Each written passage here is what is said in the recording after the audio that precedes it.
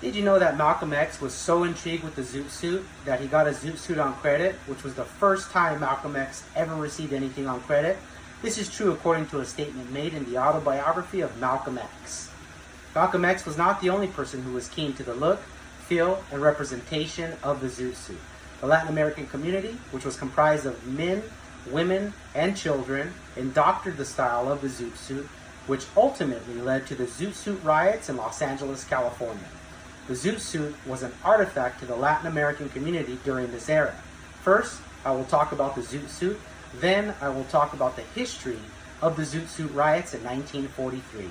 The term zoot suit was coined by African American men of the era. The zoot suit era started towards the mid to late 1930s and became more prominent throughout the 1940s, but the style can still be seen today in such things as swing dancing and prom outfits. The word zoot means something exaggerated. The zoot suit originated in Harlem, New York by African American jazz musicians, but the zoot suit quickly became popular all throughout the United States and even abroad.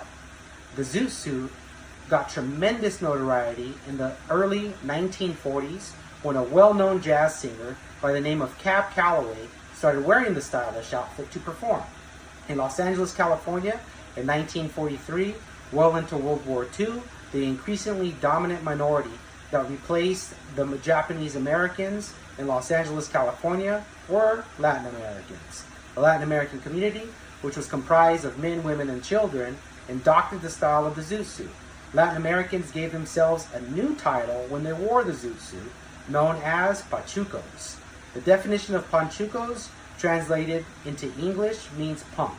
Los Angeles, California had become densely populated with military bases because at this time, the United States was well into World War II, which was in full motion. Servicemen from all over the United States were stationed on bases throughout Los Angeles, California, but servicemen would often venture outside of their base and find themselves in the heart of Los Angeles, California. The zoot suit and the people who primarily wore them in Los Angeles, California were the pachucos, the African Americans, and the Filipinos. And they were looked down on with a lot of resentment from the servicemen and most non-minority Americans, which were Caucasian at the time, because the zoot suiters were not wearing military uniforms and fighting for the United States. On June 3rd, 1943, a number of sailors claimed they were beaten and robbed by Mexican pachucos. The following evening, a group of around 200 sailors set out for East Los Angeles and Boyle Heights, which was a neighboring city of East Los Angeles, and began to beat up anyone dressed in a zoot suit or anyone who resembled the style. Some servicemen even stripped the suit off the pachucos that were wearing them and held them ripped and in the air as if it was a trophy.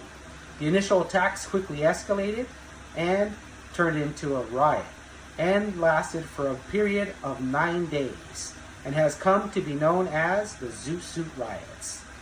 The riot in Los Angeles even spread to the San Diego area, Arizona, Texas, and other states.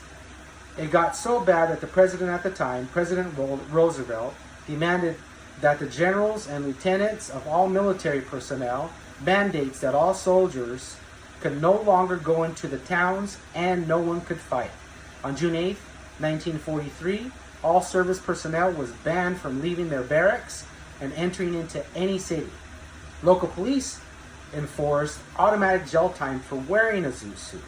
So, zoot suits were banned in Los Angeles. This was the end of the zoot suit in Los Angeles and the end of the zoot suit riots. First, I talked about the origin of the zoot suit, and I talked about the history of the zoot suit riots. Latin American men and women felt they stood up for what they believed in. So even though they could no longer wear their zoot suit without any negative repercussions, they did not feel defeated.